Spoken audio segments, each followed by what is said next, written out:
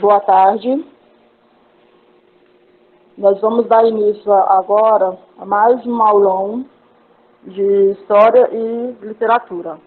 Tá? Então, com a professora Jória e Roseli. Sejam todos bem-vindos e aproveitem bem a aula.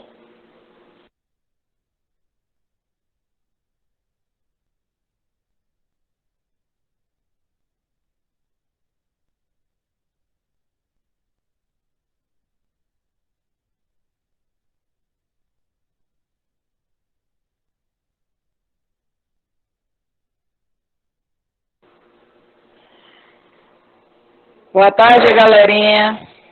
Muito bom revê-los. Eu irei dar um enfoque para vocês no primeiro e na segunda geração das fases modernistas. E a professora Roseli irá entrar com o eixo de história, o que foi essa era Vargas dentro da literatura. Professora Roseli, quer se apresentar para a turminha aí? Boa tarde, meninos. Estou feliz novamente de poder estar juntamente com vocês. Vamos começar, galera. Ok? Bem. Vamos lá.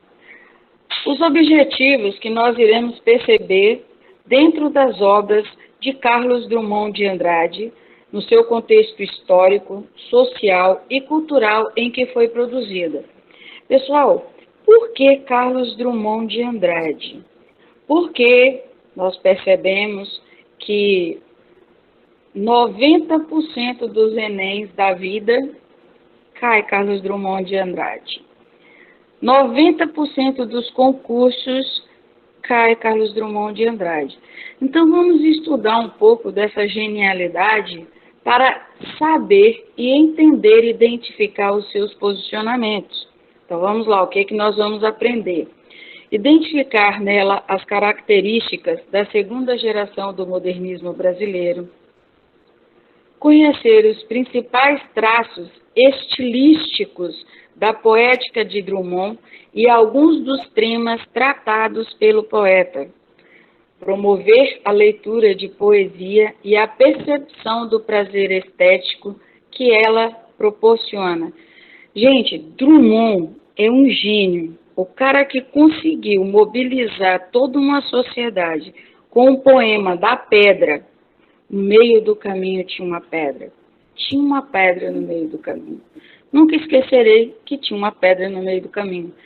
E várias pessoas fizeram as interpretações maravilhosas sobre este poema, dizendo que a pedra era os obstáculos da vida, que a pedra era o que faz você mover para lutar, para vencer, que a pedra significa que são os seus objetivos. Aí vem Carlos Drummond e diz simplesmente, não, era só uma pedra mesmo.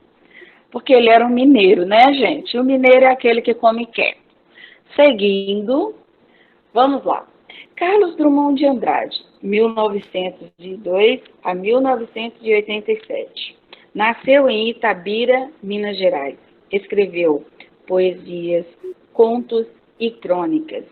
E é considerado por muitos o principal poeta brasileiro.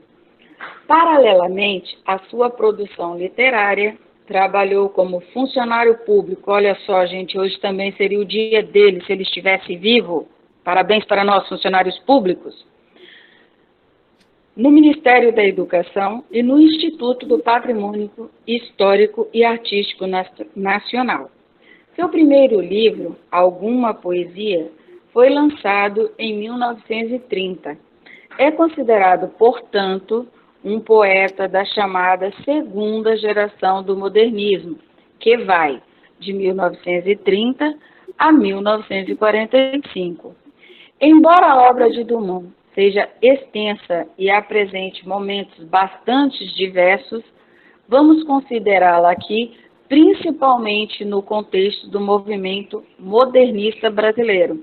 Aí você me pergunta assim, professora, a senhora falou aí que ele é considerado, por muitos, um dos principais poetas brasileiros. E Machado de Assis? Gente, Machado de Assis é o maior, tá? Sem comparação, Machado é Machado, beleza? Agora, um pouco de vocês, para vocês conhecerem a história dentro da literatura com a professora Roseli. Vai lá, Roseli, o contexto político mundial é contigo.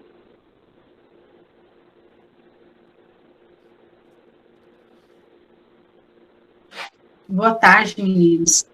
Eu não sei se vocês estão passando os slides, mas aqui para mim não está aparecendo o slide, tá? Não sei como que está para os alunos. No começo eu estava vendo o slide. Mas, assim, dentro desse período que a gente trabalha modernismo no Brasil, o que estava acontecendo no cenário político mundial? Crise de 1929. Para os alunos que estão no terceiro ano, todo mundo já sabe, né, o que é a crise de 1929, ou então a queda da Bolsa de Nova York, né? Fora isso, a gente também tem o nazifascismo e também a crise do liberalismo econômico. Então, isso a gente trata dentro do cenário internacional. Dentro do Brasil, no cenário nacional, nós vamos ter o quê? A ascensão de Getúlio Vargas ao poder, né, que ele destituiu Washington Luiz e conseguiu chegar ao poder em 1930. Então, é esse período modernista. E Getúlio Vargas vai ser aquele homem que vai fazer várias mudanças. E dentro da questão, quando ele chega ao poder, de 1930 até 1937, ele vai como se ele fosse gestar uma ditadura no Brasil. Aí, no ano de 1937, sim, daí a gente começa o período que a gente chama de ditadura varguista.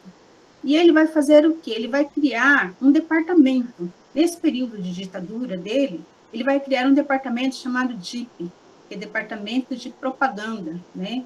Onde ele vai fazer a propaganda dele. E como que ele vai fazer essa propaganda? Ele vai usar esses intelectuais desse momento, né? Que são os grandes intelectuais modernistas. Para fazer o quê? Para fazer a campanha política dele, né? Então, ele vai fazer o quê? Ele vai criar uma política nacionalista e vai criar a brasilidade, né? E ele vai chamar quem para fazer isso para ele? Mário de Andrade, Villa-Lobos e Portinari, né? A gente está falando aí da música, nós estamos falando de arte e de literatura, né? Então, ele vai chamar esses grandes homens para estar trabalhando ao lado dele. E ele vai querer aí fazer um casamento, né? Um casamento, digamos assim, Villa-Lobos, né? Seria a parte mais, digamos assim, das pessoas que têm mais poder da sociedade. Mas e onde fica aí os pobres? Aí também ele vai estar trabalhando quem? Tá, gente? Ele vai também trabalhar com a questão dos pobres também. Ele vai conseguir fazer essa conciliação, né? E para participar, ele vai estar criando aí o samba, né? Ele vai chamar quem? Xanguinha. Então, a gente vai ter aí o Getúlio Vargas aproveitando desse momento do modernismo, né? Aproveitando esses intelectuais. Apesar que os intelectuais não vai ficar amarrado a essa ditadura, porque a gente sabe que Getúlio Vargas, quando ele faz o Estado Novo, ele institui aí uma ditadura, né? De 1937 até 1945, que é o fim da Segunda Guerra Mundial, tá? Quando ele vai sair do poder. Eu não sei se eu tenho um tempo maior para falar, mas assim, eu só coloquei de um contexto geral, né? O que está acontecendo no mundo, a crise de 1929, né? A gente trabalha esse período que Getúlio Vargas está no poder, é o período entre a Primeira e a Segunda Guerra Mundial e o período da Segunda Guerra Mundial. Então, se a gente fosse trabalhar tudo, a gente teria, assim, muitos temas para trabalhar, que a gente trabalharia, né? A crise de 1929, a crise do liberalismo econômico, a chegada de Getúlio Vargas ao poder, nazifascismo. Então, o conteúdo, assim, ele é extenso. E como a nossa aula ela é pequena, a gente tem que resumir, né, que a gente não vai ficar muito tempo com vocês, então eu vou ficar apenas com esse momento.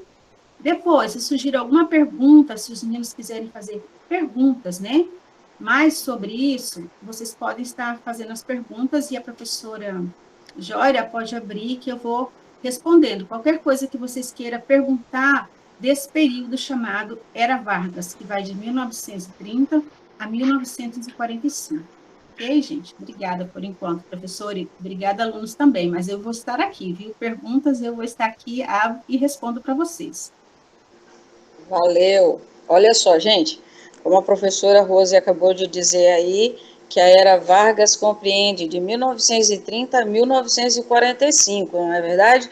Ela também falou da quebra da Bolsa em 1929. E esse período dessa década de 1930, ela também foi considerada como um período da Grande Depressão. E o que caracterizou isso? Falências bancárias, lembra que teve a quebra da Bolsa? Falências bancárias, alto índices de desemprego, paralisações de fábrica, ruptura nas relações comerciais, fome e miséria. E nesse contexto, no mundo, estava avançando o socialismo e o comunismo, como ela bem falou ali. E também, como ela citou, vocês têm que frisar e gravar esse período aí, da Primeira Guerra e depois a Segunda Guerra, que vai de 1930 a 1945. Se nós estamos falando da Segunda Guerra Mundial, a gente já lembra das explosões atômicas em Hiroshima e Nagasaki, não é verdade? E aí o que acontece? A criação da ONU, que é a Organização das Nações Unidas, certo? Aí a gente vem para o Brasil. Professora Roseli, você pode explicar um pouco melhor sobre esse contexto político brasileiro? Você está conseguindo visualizar os slides agora, professora Roseli? Não, eu não estou visualizando os slides. No começo eu estava, agora eu não estou tendo acesso aos slides. Então Tá? faz o seguinte, vamos fazer o seguinte, você vai ter que sair e voltar. Ok, Certo? tá. Enquanto Tá bom. isso eu vou explicando aqui, beleza? Então vamos lá, galera. Professora Roseli vai, porque a gente está ela está na casa dela e eu estou aqui na escola, tá, gente? Evitando aglomerações e respeitando os decretos de saúde aí, beleza? Então vamos lá. Enquanto a professora Roseli dá esse pause aí e volta, vamos lá. O contexto político brasileiro dentro da segunda geração do modernismo, o que estava acontecendo? A economia cafeeira é abalada pela crise internacional da década de 30. Lembra que o que estava acontecendo no mundo? A queda da Bolsa de Nova York. Aquela queda da Bolsa de Nova York afetou a economia cafeeira aqui no Brasil. Lembra que a professora Roseli falou para vocês da Era Vargas e o período da Era Vargas? 1930 a 1945. Gravem, Era Vargas, Segunda Guerra Mundial. Pode ser loucura, mas é um macete que dá certo, para você gravar esses períodos. Por quê? Porque quando você fala do modernismo, da segunda geração, que vai de 30 a 45, era a Era Vargas, beleza? E o que estava acontecendo no mundo? Segunda Guerra Mundial. Portanto, se cair um poema ou uma música, pensem nas crianças mudas telepáticas, pensem nas mulheres rotas alteradas, você vai lembrar da Era Vargas e, consequentemente, você vai lembrar das explosões de Hiroshima e de Nagasaki, que foi na Segunda Guerra Mundial. Entendeu o macete para você gravar essas datas aí? É meio estranho, mas vai que dá certo. Cola em mim que é sucesso. Vamos lá. E o Estado Novo, que foi de 1937 a 1945. A industrializações, modificação na estrutura econômica do país, antes voltada para a agricultura. Galera, nesse período aqui, vocês lembram que vocês estudaram um pouco as vanguardas europeias. Então, a gente estuda a industrialização e já faz referência com o futurismo, não é verdade? E nessa obra, Operários, da Tarsila do Amaral, em 1933, ela é considerada uma obra modernista, tal qual a tela intitulada São Paulo, que também é uma tela modernista. Aí você vira para mim e pergunta, professora, o que isso teria a ver com o que a gente está vendo? Tudo, meus amores, tudo. Porque é a parte da arte que cai no Enem. E eu estou mostrando, fazendo o interlace para vocês entre a arte, a literatura e a história. Professora Roseli, a senhora já conseguiu entrar? Professora Roseli, tudo bem, vamos seguindo. Quando ela chegar, gente, eu volto para ela explicar para vocês um pouco sobre essa era Vargas, Estado Novo e essa industrialização, beleza? Então vamos lá. Modernismo, segunda geração. O que acontece dentro do contexto da literatura? Os artistas absorvem as tensões políticas do momento e expressam-nas em suas obras. Questionamento da ordem mundial e a necessidade de transformá-la. Entender o porquê de eu ter mostrado na slide anterior a obra Operários são essas tensões políticas que mostra, que retrata esse modernismo, essa segunda geração. É você fazer o estudo, certo? É você fazer o ligamento dos conteúdos para você chegar num denominador comum, não é verdade? Quando você faz esses ligamentos, a história, a literatura, a arte, a filosofia e a sociologia passa a ser mais fácil para você, certo? E se você quiser utilizar um repertório sociocultural de Drummond em sua redação, você pode mostrar que ele retratou os problemas sociais do mundo, juntamente com José Lins do Rego, juntamente com a Raquel de Queiroz, Jorge Amado, tá? Todos eles fazem parte da segunda geração, não é verdade? E essa segunda geração, ela é marcada por esse período entre guerras, entre a Primeira e a Segunda Guerra Mundial, sobre tudo o que estava acontecendo, queda da Bolsa, a indústria cafeira estava perdendo todo o seu poder, e passa a ser a indústria do leite, passa a ser a república do café com leite, lembra? Então, tudo isso, vocês têm que fazer esses ligamentos. Mas para a gente entender um pouco sobre essa segunda geração, a gente tem que relembrar o que foi essa primeira geração. Que lembra que a primeira geração foi a geração utópica do quebrar os paradigmas, de querer uma literatura realmente brasileira, não é verdade? Que era a primeira geração do modernismo. Lembram lá Lembram de Oswald de Andrade? Lembra de Mário de Andrade? É essa galerinha aí. Então vamos mostrar qual foi a herança que a primeira geração do modernismo nos deixou. Uma liberdade linguística. O que seria essa liberdade linguística? Lembra que lá no romantismo, no parnasianismo, era tudo muito metrificado e certinho? Pois é. Já na primeira geração modernista, não. Os poemas passam a ser livres, os versos passam a ser livres e brandos. A assimilação do prosaico e do coloquial, ironias, o anti-academicismo. Lembra que eles estavam brigando para sair do academicismo? Aquela coisa muito certinha? Pois é, eles conseguiram. Engajamento dos artistas nas questões de seu tempo. O artista não passa só a ficar em devaneios. Ai, eu amo, mas ela não me compreende. Não, ele passa a ver a realidade do lugar em que ele vive e passa a retratar. A gente pode lembrar muito disso em Vidas Secas, não é? De Érico Veríssimo. José Lins do Rego, não é verdade? Desculpa por Érico Veríssimo, que Érico Veríssimo fez O Tempo e o Vento, que está também na segunda fase do modernismo. Quem não lembra do Capitão Rodrigo, não é verdade? Eu aconselho vocês a lerem resumos dessas obras literárias que a gente cita aqui, viu? Porque sempre cai alguma questão no Enem. Então vamos lá.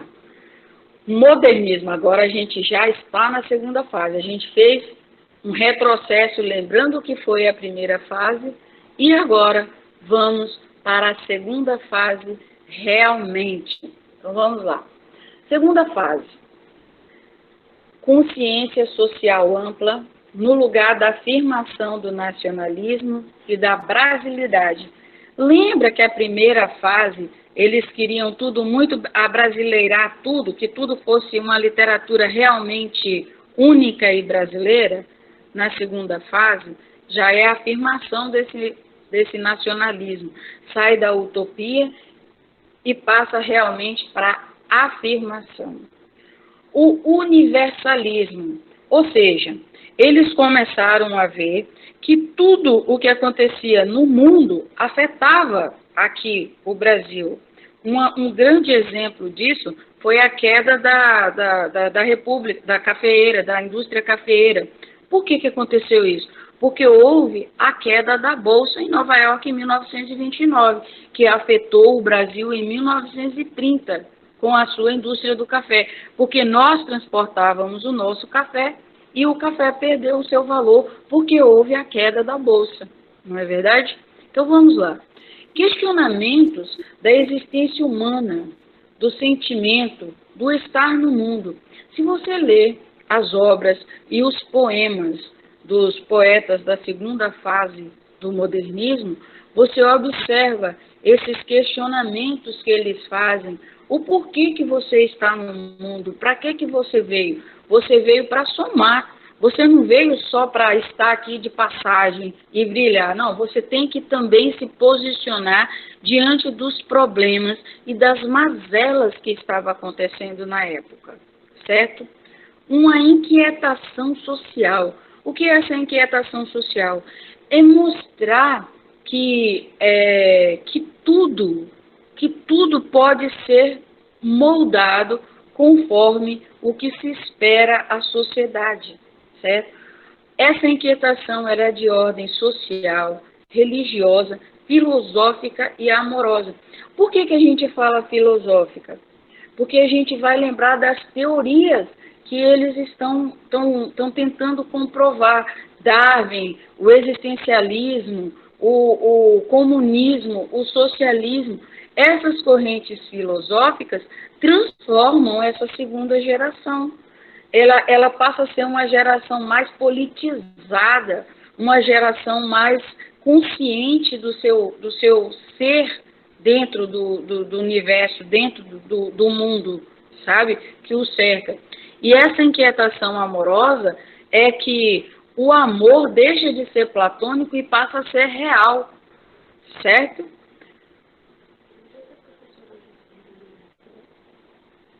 Agora a gente vai entender um pouco sobre essa poética de Drummond. Vamos lá. Em seus dois livros, Algumas Poesias, de 1930, e Bejo das Almas, de 1934, o tema da relação entre o sujeito e o mundo é dominante, revelando certo desconforto ou a inadequação do eu lírico neste mundo que o habita.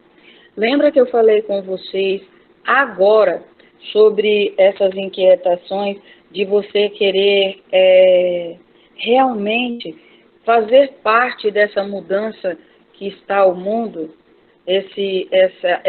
essa política, e ter mais consciência de que o mundo que o cerca, que nem tudo é cor-de-rosa, certo? Drummond era muito realista nisso. Drummond e Machado de Assis, eu diria para vocês que são os poetas e os escritores mais realistas que eu tive o privilégio de ler. Não tive o privilégio de conhecer, mas de lê-los, tá? Depois dessas publicações, segue-se um período em que o poeta manifesta forte preocupação social. Por que ele começa a se preocupar com o social? Ele começa a ver que o pobre, o negro, a mulher não tem vez na sociedade. Ele começa a fazer essas denúncias, ele começa a perceber que a gente precisa se respeitar como tal. E não é uma cor de pele, não é um gênero que vai mudar o ser, certo? Sobretudo, um livro que ele escreveu, que ele faz muito essa preocupação social, é A Rosa do Povo. Ele critica o capitalismo. Por que ele critica o capitalismo? Jory, Oi. deixa eu falar um pouquinho sobre essa questão da crítica ao capitalismo, que agora Pode, eu eu estou queria, vendo slides. professora Roseli, eu vou voltar Oi. um pouquinho o slide e quero que você explique para os alunos uma coisa aqui que eu só passei pincelada, tá? Ok, tá. Para você Mas aqui, deixa... o contexto... Aqui, depois você volta lá. Esse daqui, o contexto da Era Vargas e Estado Novo. Uhum. Tá. Então, eu já tinha falado para vocês sobre a questão da crise, né? A questão da queda da Bolsa de Nova York de 1929, aí ela vai afetar o Brasil. Ela vai afetar, na realidade, o mundo inteiro, tá? Não só o Brasil. Aí, quando a gente fala o mundo inteiro, a gente tem que fazer uma ressalva.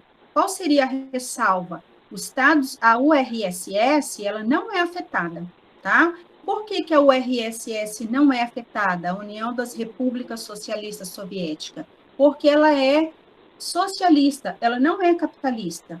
Então, a crise da Bolsa de Nova York, ela vai afetar os países capitalistas. E o Brasil faz parte desses países capitalistas. Qual era a nossa economia nesse período? Né? O café. E vai ser justamente quando Getúlio Vargas, né? Olha, a economia cafeeira é abalada pela crise internacional da década de 30. Que crise que é essa? Então, nós já sabemos que a crise, né, que é a queda da Bolsa de Nova York, né, que aconteceu lá nos Estados Unidos e que afetou todo mundo capitalista. Aí, o que vai acontecer? Getúlio Vargas, vai ser esse período que Getúlio Vargas chega ao poder, tá? Aí Getúlio Vargas chega ao poder e ele vai fazer o quê? Ele vai comprar todo o café excedente. Porque quando ele chega ao poder, em 1930, ele chega como inimigo de São Paulo. E São Paulo era o lugar onde estava a maioria dos cafeicultores. Então, no ano seguinte, que é o ano de 1931, ele vai fazer o quê? Ele vai tentar fazer uma aliança com São Paulo, comprando esse café e queimando os cafés para ajudar esses grandes cafeicultores, tá, gente? Aí a era Vargas, a gente já sabe, 15 anos de Vargas no poder, né? E Vargas, quando ele entra no poder, em 1930, ele acaba com a Constituição que então existia. Em 1937, ele cria uma nova Constituição e cria o Estado Novo, tá? Que é o Estado que a gente chama de Estado ditatorial, porque de 1930 até 1937, ainda ele não tinha se tornado um ditador, ele estava gestando essa ditadura.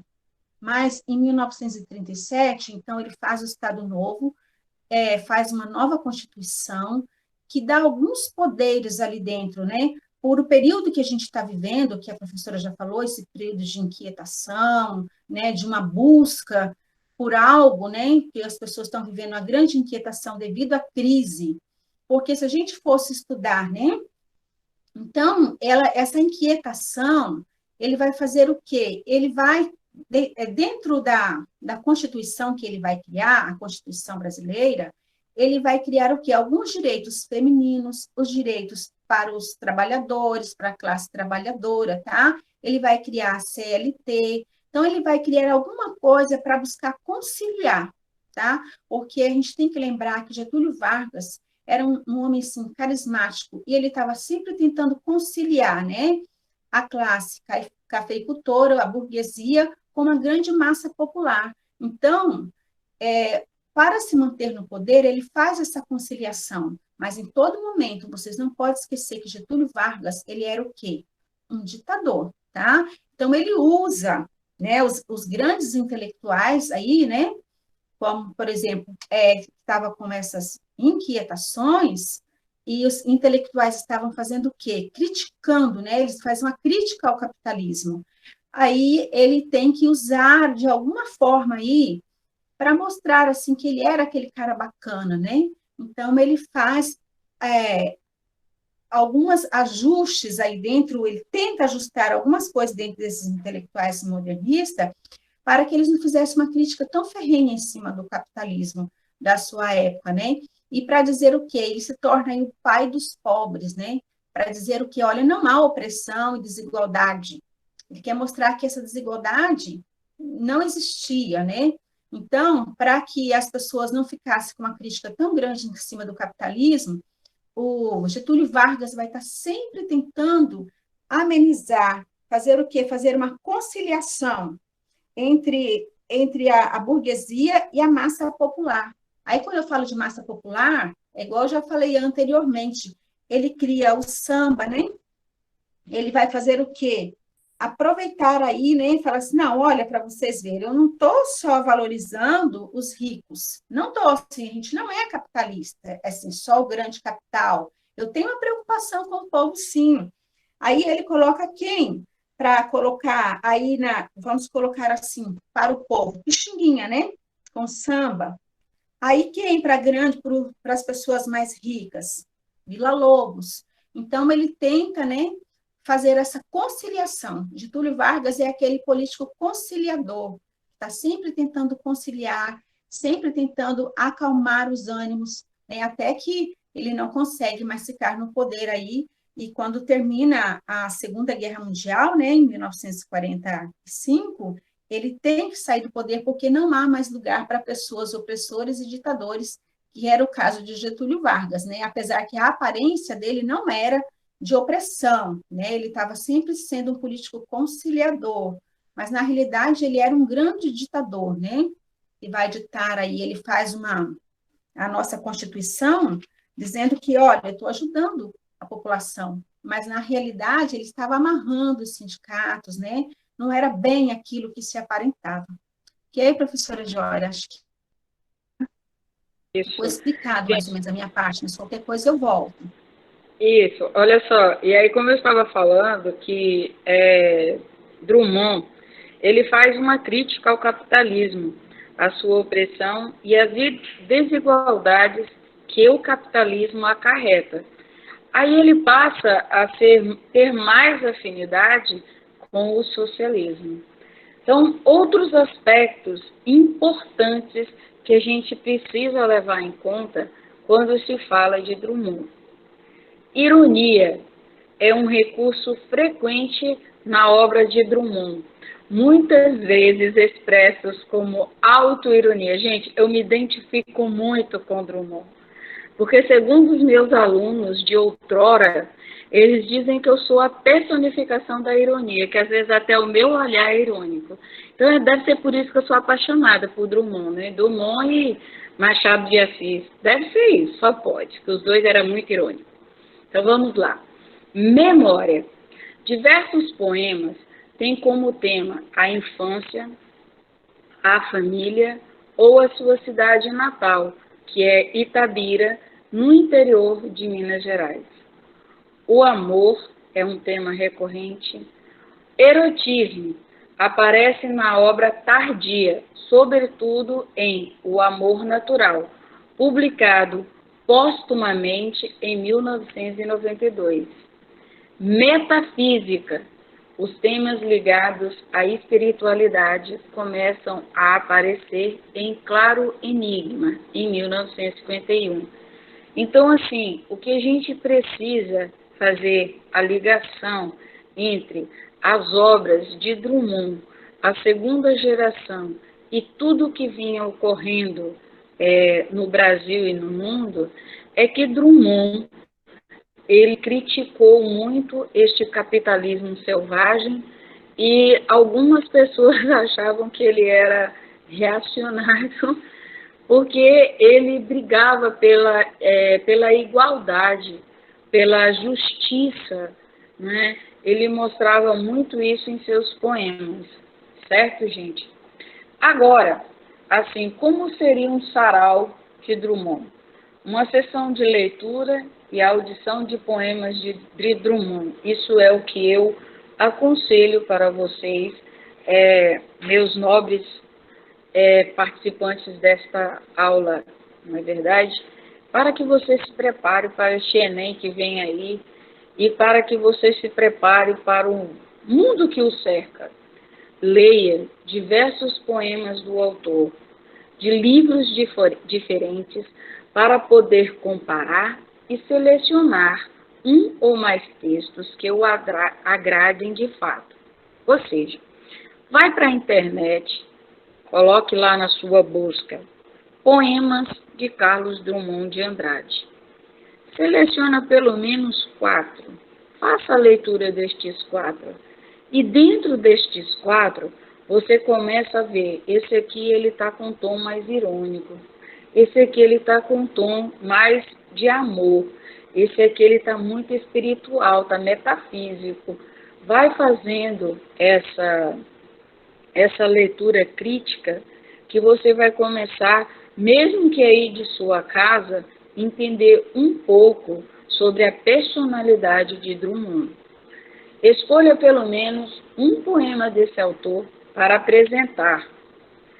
Por exemplo, você não está em casa? Faz isso na sua casa, na hora do lanche, na hora do almoço, na hora da janta, no domingo à tarde. Faça uma leitura de um poema de Drummond para a sua família.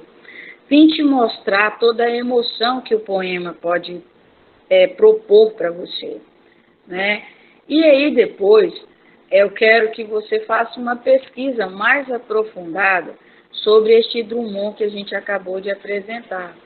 Depois, você fala para sua família, esse Carlos Drummond de Andrade, ele pertence à segunda geração, mas ele pode muito bem ser falado e entendido e compreendido com a atualidade, porque ele mostra os problemas que a sociedade está vivendo e tudo que a gente está passando, essa pandemia, esse isolamento, ele pode ser falado agora na realidade.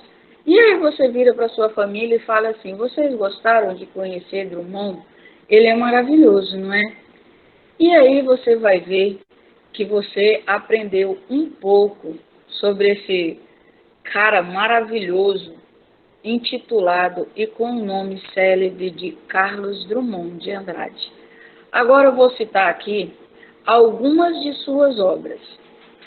Alguma Poesia, 1930, Brejo das Almas, 1934, Sentimento do Mundo, 1940, A Rosa do Povo, 1945, Claro Enigma, 1951, Fazendeiro do Ar, 1957, Lição de Coisa, 1962, Boi Tempo 1, 2 e 3, 1968, 1973 e 1979. As Impurezas do Branco, 1973. A Paixão Medida, 1980. Corpo, 1984. O Amor Natural, 1992. Faroel, 1996.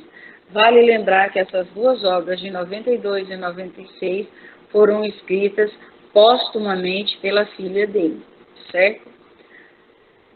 Vocês têm alguma pergunta? Deixa eu ver se tem alguma pergunta lá no chat.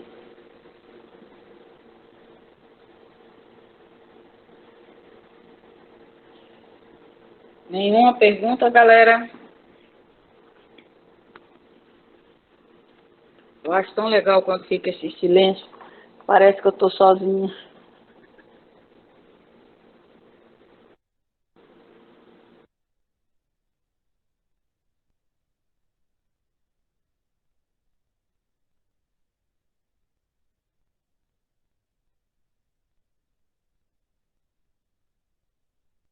Pergunta alguma coisa, meninos.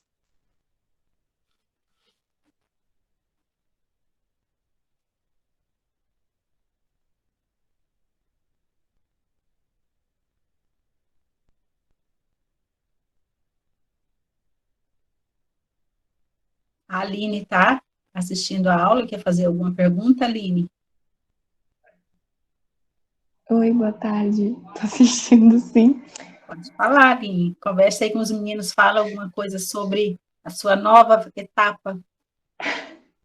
Bom, tem uma coisa que eu acho que vale a pena destacar.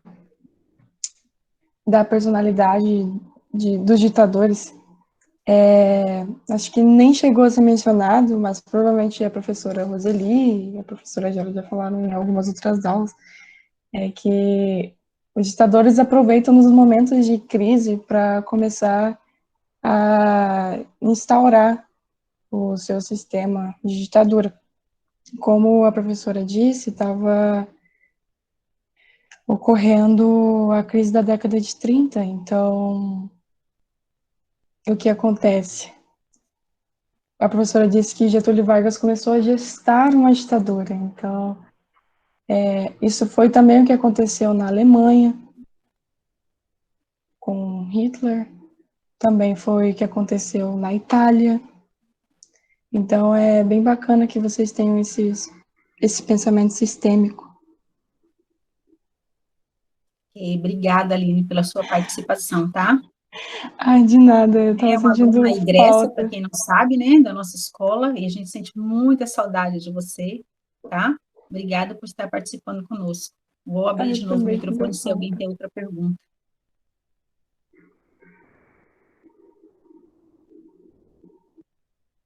Qual é a pergunta? Se Getúlio Vargas seria um vilão?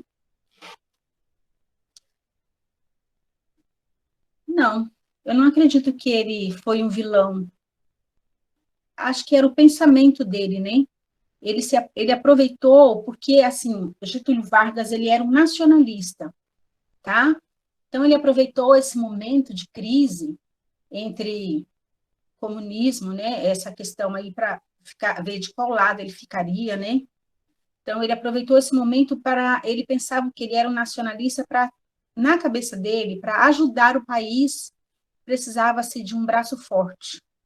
Então, ele não era um vilão, era o jeito dele de governar, né? Ele pegou parte da nossa Constituição, a nossa Constituição foi chamada de Constituição Polaca, parte da Constituição ele pegou do nazifascismo, mas parte também ele pegou do governo Franklin Delano Roosevelt, porque Roosevelt, para conter lá a economia, para melhorar a economia dos Estados Unidos da América, ele fez a mesma coisa que Vargas fez, aumentou o salário, né, deu linha de crédito. Então, ele vai fazer uma mistura, né, de ditadura com um pouquinho com a política dos Estados Unidos e vai criar digamos assim, um jeito de governar próprio dele, mas um jeito nacionalista, que na cabeça dele era o correto.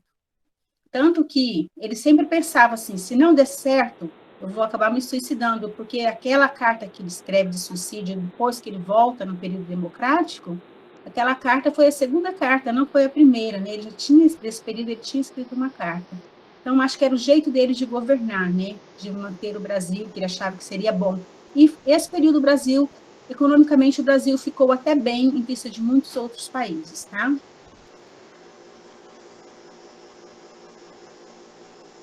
Veja se vai sair assim.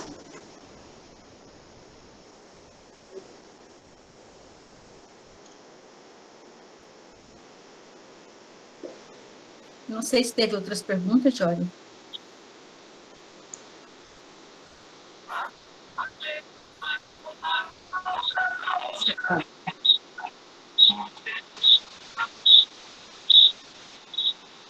Tem 2 microfones abertos.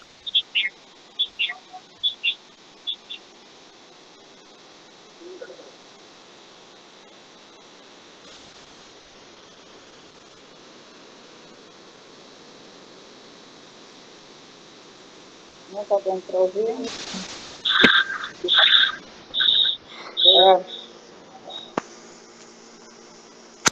É o seguinte, eu estava tentando colocar uma música para vocês, queria retratar sobre os 5 escritores da segunda geração que mais caem no Enem, mas eu não consegui.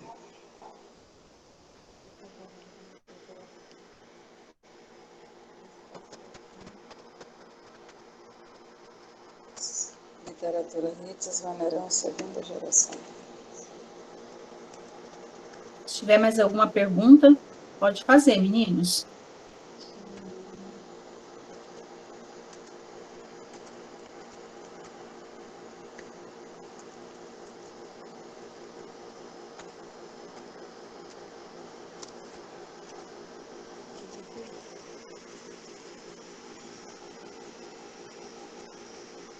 isso mesmo.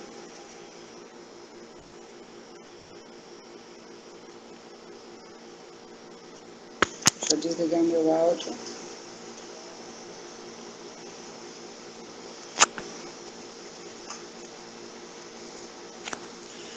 Ô, Roseli, só um instantinho aí que a gente está tentando colocar a música aqui para os alunos.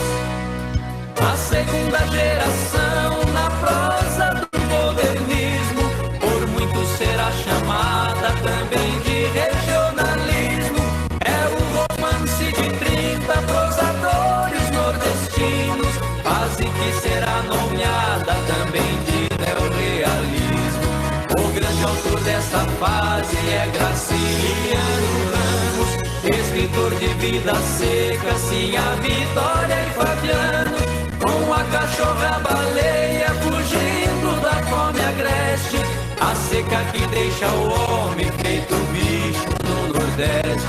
Criou ainda São Bernardo, história de Paulo Honório, que casou com Madalena, mas causou o seu velório. Graciliano ainda fez Angústia e Caetés, também Memórias do Cárcere, esse autor nota 10.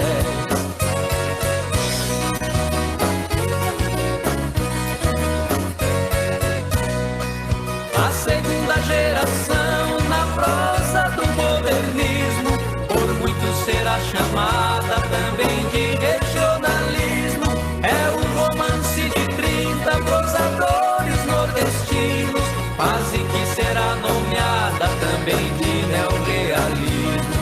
Outro escritor dessa fase é o baiano Jorge Amado, que fez Terras do Sem Fim, um romance arretado. Jorge mesmo se define um romântico e sensual, que fala sobre Ilhéus e sobre o ciclo do cacau. Também José Lins do Rego é segunda geração, e produziu Fogo Morto, que é o engenho em extinção. Zé Amaro, Lula Holanda e Vitorino Capitão, o engenho decadente é usina em ascensão.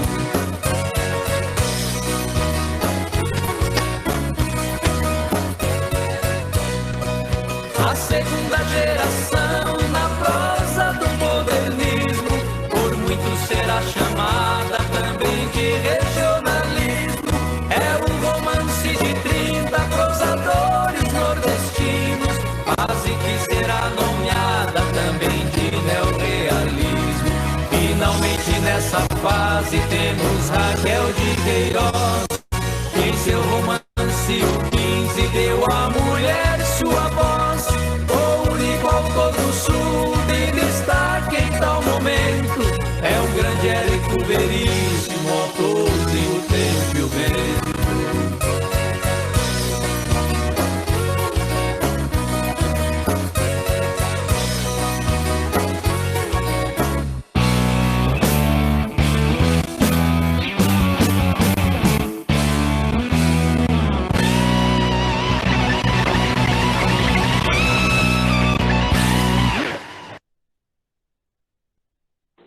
Pois é, galera, e aí ficamos por aqui. Espero que vocês tenham entendido um pouco sobre essa segunda geração do modernismo e mostrar para vocês que a história, a literatura e a arte sempre andam de mãos dadas. E desejamos a vocês um bom Enem, uma boa prova, um bom término de ano letivo. E olha, sem desistir, gente, não culpa a pandemia, não, por favor. E Aline, muito obrigada pela sua participação, tá? Muito bom. Sucesso na sua vida.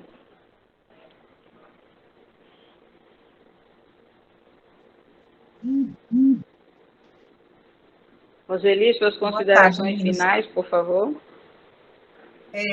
Obrigada pela participação dos alunos, obrigada pela participação da Aline, e obrigada por esse momento com vocês, meninos, tá? Boa tarde.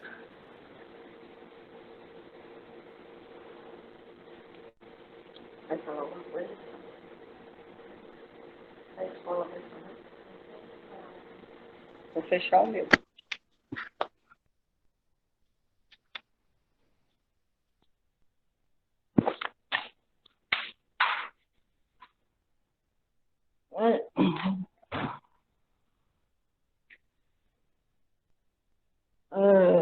Mais uma vez, muito obrigada a todos vocês pela participação.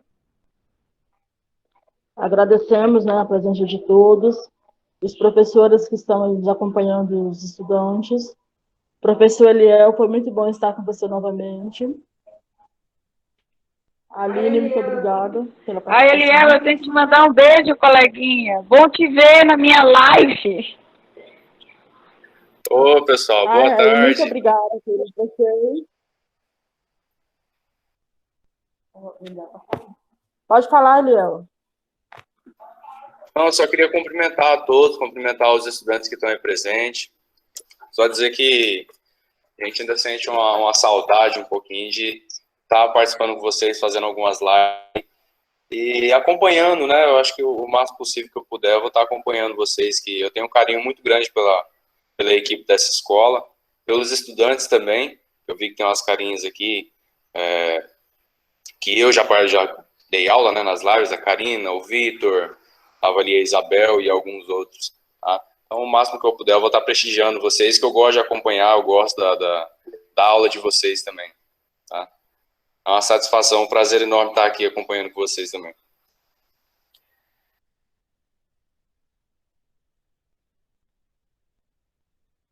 Muito bom saber que você está nos acompanhando. O Bom Filho, realmente a casa volta.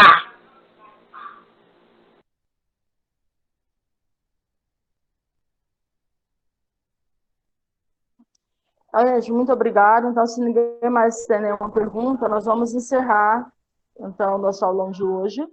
Lembrando que dia 5, que é semana que vem, nós temos um aulão com a professora Roseli novamente, com o professor Alex e o professor Edivaldo.